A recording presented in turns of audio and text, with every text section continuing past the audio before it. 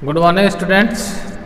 आज अपन अब इस चैप्टर का जो लास्ट जो हाउसकीपिंग के अंदर है, जो बहुत ही बड़ी वैरायटी है, अपन ने रबड़ के सामान के बारे में पढ़ा। आज अपन जो इंस्ट्रूमेंट हैं, जो अपने हॉस्पिटल में काम में लेने वाले जो इंस्ट्रूमेंट हैं, जो स्टील के बने हुए होते हैं, मोस्टली जो अच्छी क्वालिटी के स्टील के बने हुए होते हैं, मेटल के बने हुए होते हैं, जिसको अपन ओटी के अंदर भी काम में लेते हैं और उसको अपन वार्ड में भी काम में लेते हैं।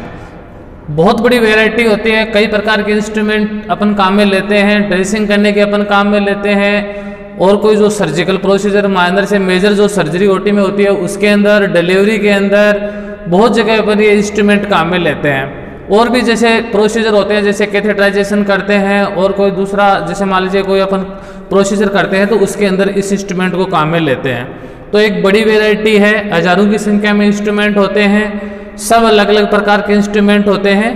फिर उसमें दो प्रकार के इंस्ट्रूमेंट होते हैं।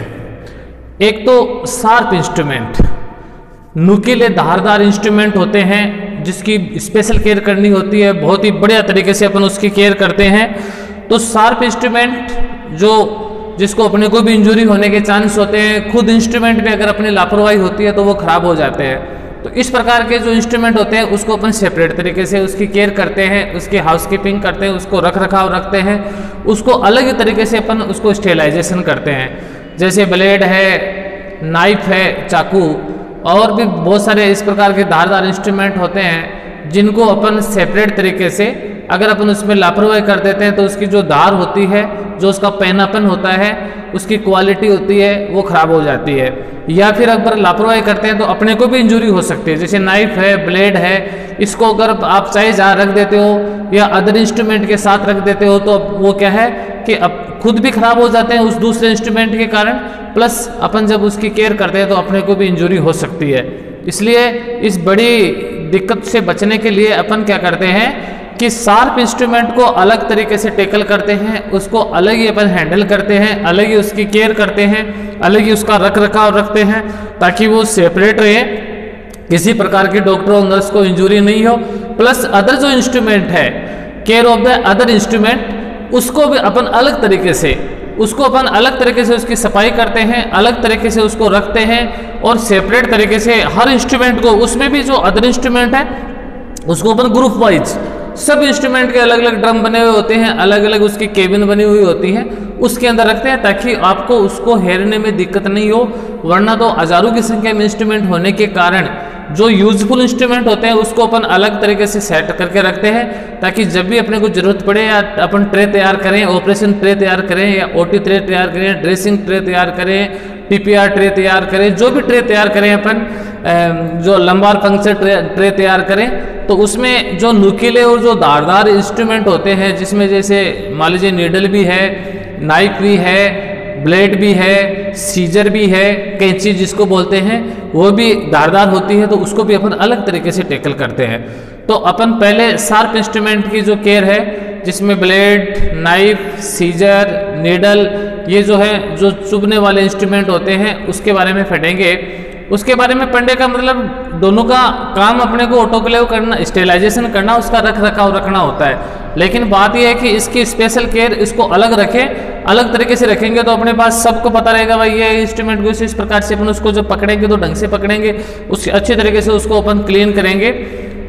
उसको इसका अपने ध्यान ये रखना है कि उसकी क्वालिटी खराब नहीं हो, उसके लिए उसकी धार बनी रहे, उसका जो पैनापन है उसकी क्वालिटी वैसी बनी रहे। उसके लिए अपन अगर किसी की क्वालिटी खराब हो गई हो, कोई टूट गया हो, तो अपन उसको अलग कर देते हैं, उसकी जगह अपन नया इंस्ट्रूमेंट रिप्लेसमेंट करते हैं। जो टूट गया उसको फेंकेंगे नहीं, उसको रिकॉर्ड में चढ़ाना है आपको कि भाई ये इंस्ट्रूमेंट है, ये टूट गया है, इसको वापस जमा कराना होता है। अपना जो डिपार्टमेंट होता है वहाँ पे आपको जमा कराना होता है, हाउसकीपिंग डिपार्टमेंट के अंदर।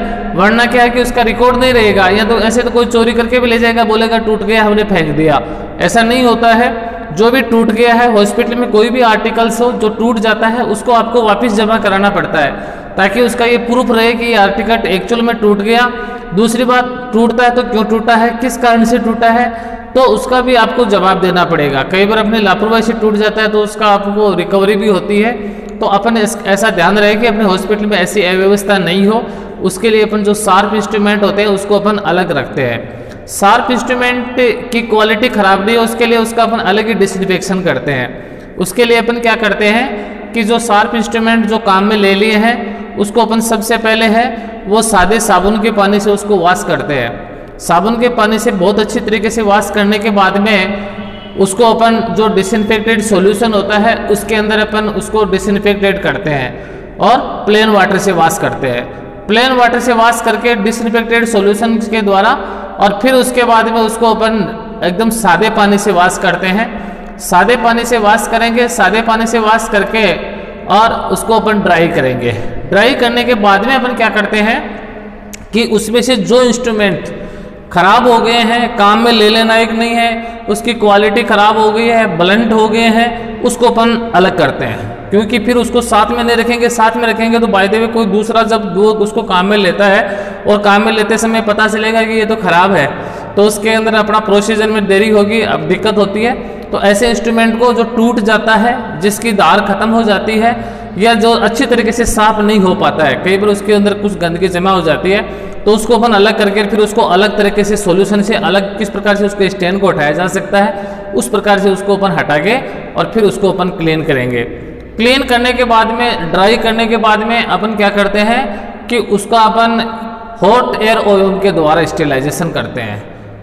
स्टेलाइजेशन ऑटोक्लेविंग नहीं करते। हॉट एयर ओवन का मतलब होता है वहाँ नमी कम होती है, तो उससे क्या होता है कि ज़्यादा नमी, उससे क्या होता है कि वो फूल जाते हैं, उसके जंग या उसके वो खराब होने के, उसकी जो पैनापन है वो खराब होने के चांस होते हैं। इसलिए अपन हॉट एयर ओवन में क्या करते हैं कि टेम्परेचर उसका बढ़ा हुआ होता है 160 डिग्री टेम्परेचर के ऊपर 1 घंटे तक इस शार्प इंस्ट्रूमेंट को अपन क्या करते हैं, स्टेलाइजेशन करते हैं, ताकि सारे कीटाणु उसके नष्ट हो जाएं, अच्छी तरीके से उसका डिसइंफेक्शन हो जाए। फिर उसको अपन क्या करते हैं कि या फिर उसका केमिकल डिसइंफेक्शन, केमिकल डिसइंफेक्शन है, इसके अंदर फॉर्मेलिन जो है उसके अंदर उसको अपन फॉर्मेलिन चैम्बर होता है, फॉर्मेलिन चैम्बर के अंदर सबसे बढ़िया केमिकल डिसइंफेक्शन इसके लिए रहता है, क्योंकि हॉट एयर ओवन में भी उसके शार्पनेस होती है, उसके ऊपर थोड़ा बहुत प्रभाव पड़ सकता है। लेकिन जो फॉर्मेलिन है उसके द्वारा अपन उसको चैम्बर में रखेंगे और चैम्बर में रखने के बाद में फॉर्मेलिन की टैबलेट्स होती हैं, जो एयर टाइट चैम्बर होता है उसके अंदर रखेंगे। उसकी गैस से, उसके केमिकल प्रभाव से उसके सारे जो बैक्टीरिया हैं, जो सारे कीटाणु हैं वो नष्ट हो जाते हैं, पैथोजन ऑर्गेनिजम्स, और वो एकदम से अच्छी तरीके से डिसइंफेक्टेड हो जाते हैं।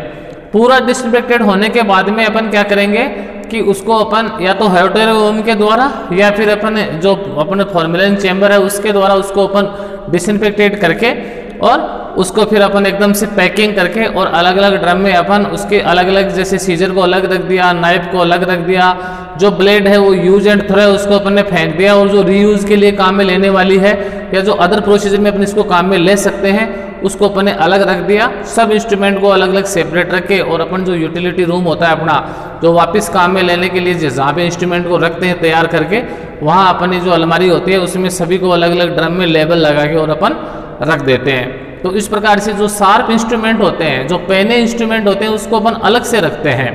उसके बाद में होता है care of the other instrument. जो अदर इंस्ट्रूमेंट है,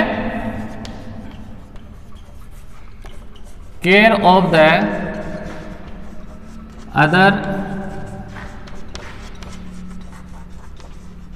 इंस्ट्रूमेंट, यानी और जो बहुत सारे इंस्ट्रूमेंट होते हैं, जो इसकी वैरायटी बहुत ज़्यादा होती है। शार्प इंस्ट्रूमेंट भी कई प्रकार के होते हैं, लेकिन जो अदर इंस्ट्रूमेंट होते हैं वो तो सर्जरी के हिसाब से बहुत ज़्यादा संख्या में होते हैं। तो अपन इसको अच्छी तरीके से अपन जो ऑटोक्लेव करते हैं सबकी अलग तरीके से केयर करते हैं।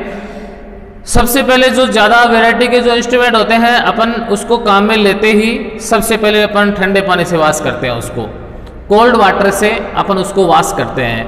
काम में लेते ही जैसे बड़ी सर्जरी करवाई आपने, सर्जरी करवाते सारे इंस्ट्रूमेंट को अपन ठंडे पानी में डाल देते हैं।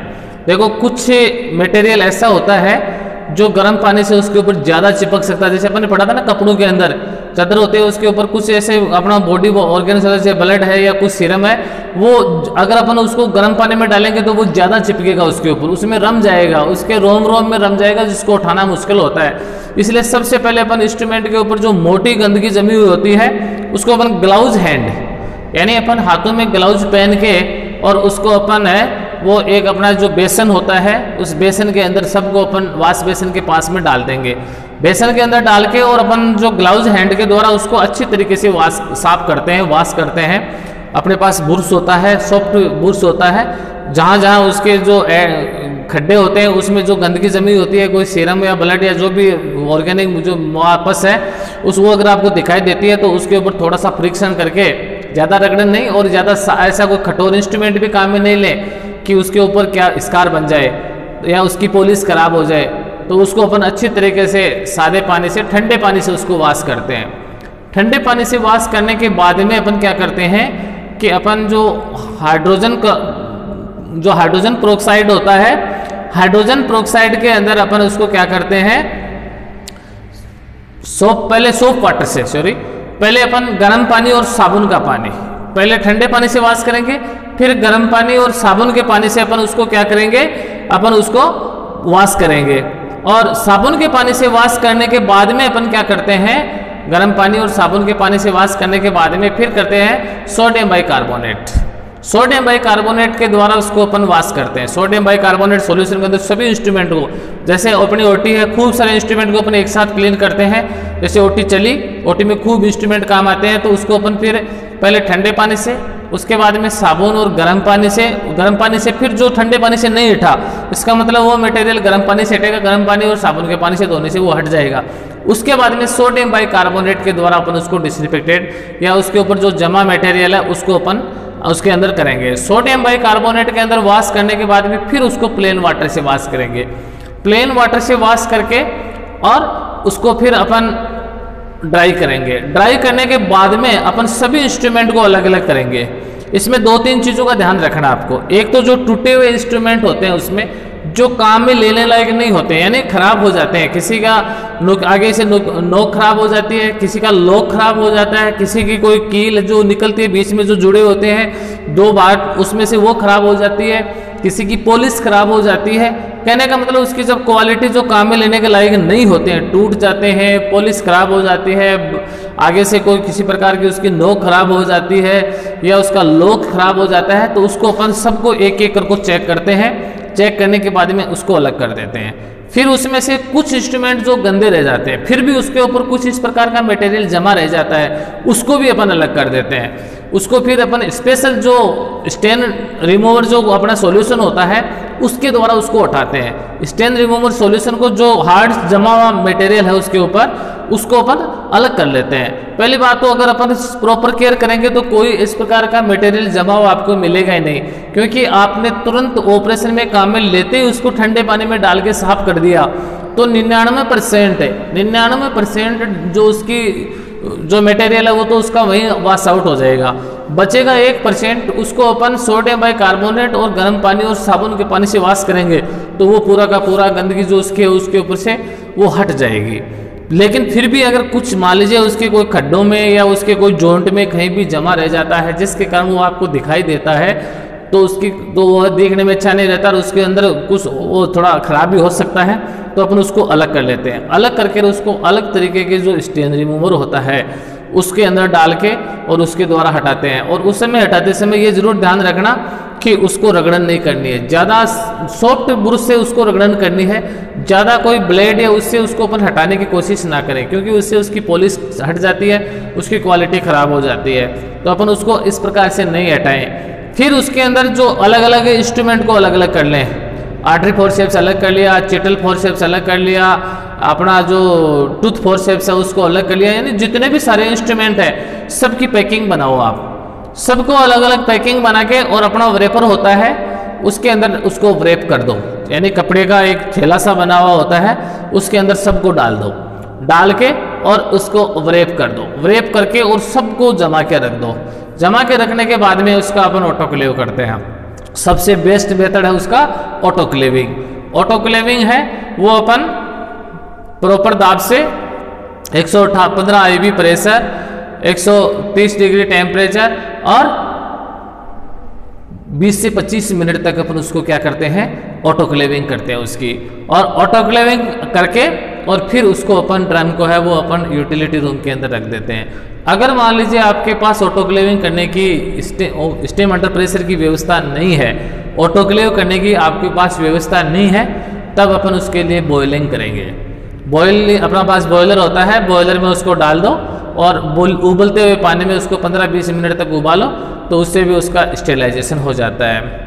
या फिर अपन केमिकल डिसइंफेक्शन, या अपन केमिकल है उसके अंदर फॉर्मेलिन चैम्बर होता है अपने पास, फॉर्मेलिन चैम्बर के अंदर कितने इंस्ट्रूमेंट है उसके हिसाब से फॉर्मेलिन टेबलेट उसके अंदर रखते हैं, कितनी बड़ी उसकी साइज है, उसकी साइज के हिसाब से अपन उसको फॉर्मेलिन चैम्बर के द्वारा भी अपन उसको डिसइंफेक्टेड कर सकते हैं। तो अपन ऑटोक्लेविंग बेस्ड मेथड है, उसके बाद में केमिकल डिसइंफेक्शन, उसके बाद में बॉयलिंग। इसमें से जो भी आपके पास अवेलेबल हो, बेस्ट ऑटोक्लेविंग होता है, फिर केमिकल डिसइंफेक्शन होता है, और उसके बाद में उसका जो है बॉयलिंग डिसइंफेक्शन होता है। इसमें से कोई सा भी अवेलेबल हो उसको अपन अच्छी तरीके से बॉयल करके और अपन उसको फिर वापस अलग अलग ड्रम को अपन रख देते हैं। सबको सेपरेट तरीके से रखते हैं, सबके ऊपर लेबल लगा हुआ होना चाहिए, लेकिन ध्यान रहे कि इंस्ट्रूमेंट की क्वालिटी ख़राब नहीं हो। अगर अपन केमिकल से भी करते हैं तो कोई ऐसा केमिकल काम में नहीं लें जो उसके ऊपर दुष्प्रभाव डालता हो, जो उसकी क्वालिटी को ख़राब करता हो या उसके कलर को चेंज कर देता हो। कई बार ऐसे केमिकल अपन या ज़्यादा कंपोजिशन बना लेते हैं, हार्ड कंपोजिशन बना लेते हैं, तो उसकी पॉलिश ख़राब हो सकती है।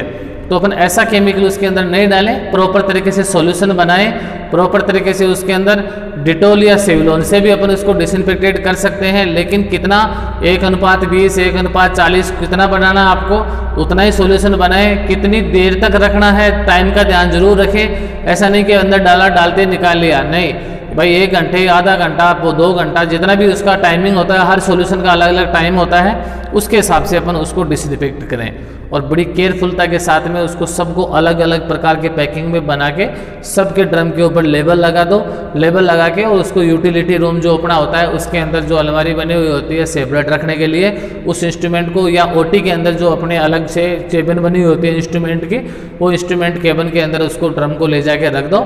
जब भी अपने को ज़रूरत हो अपन उसको खोलें, उसको ड्रम को खुला नहीं छोड़ना है, पैकिंग करके रखना है। जब भी अपने को ज़रूरत हो ड्रम को खोलें, चिटल फोर्सेप से उसको निकालें, हैंडलिंग करें बड़ी केयरफुलता के साथ में, किसी प्रकार का कोई इन्फेक्शन नहीं फैले। उसके लिए अपन डायरेक्ट अपन हाथों से उसको नहीं, ग्लव्स हैंड और चिटल फोर्सेप्स जो एकदम से अच्छी तरीके से डिसइंफेक्टेड किया हुआ हो, उसके द्वारा अपन उसको हैंडल करें। जब भी ट्रे तैयार करें उसी समय उसको अपन ओपन करें और उसको खोलें।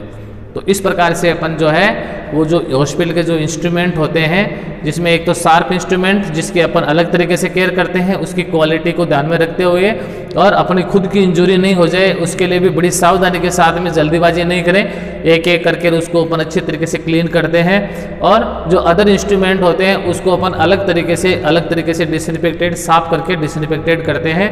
और फिर अपन जो है वो अपने जो केबिन होती है, अलमारी होती है, उसके अंदर सबको लेबल लगा कर अपन सजा के रखते हैं। तो अपने को किसी प्रकार का डिस्टर्बेंस नहीं होगा, बेस्ट व्यवस्था रहेगी, अच्छा हाउसकीपिंग यानी बढ़िया रख रखाव रहेगा, उसका बेस्ट क्वालिटी बनी रहेगी, लंबे टाइम तक अपने इंस्ट्रूमेंट काम करेंगे। आपको काम करने में बिल्कुल भी व्यवधान नहीं होगा, क्योंकि आपकी सब चीज़ें जैसे आप काम में लेते हो वैसे वापस उसको रिप्लेस कर देते हो, वैसे के वैसे आप वापस सजा के रख देते हो बिना कोई किसी टाइम वेस्ट किए हुए, बिना किसी डिस्टर्बेंस के। तो उससे क्या होता है, अपने बहुत अच्छी तरीके से अपना क्या है वो काम चल जाता है। तो इस प्रकार से अपन क्या है अपने इंस्ट्रूमेंट को ध्यान में रखते हैं और केयर करते हैं। अगले कल में अपन पढ़ेंगे केयर ऑफ द ग्लासवेयर, कांच के सामान की, और जो अदर हॉस्पिटल का जो सामान है, वुड सामान, लकड़ी का सामान है, उसकी अपन केयर कैसे करते हैं वो कल वाले चैप्टर में पढ़ेंगे। Thank you.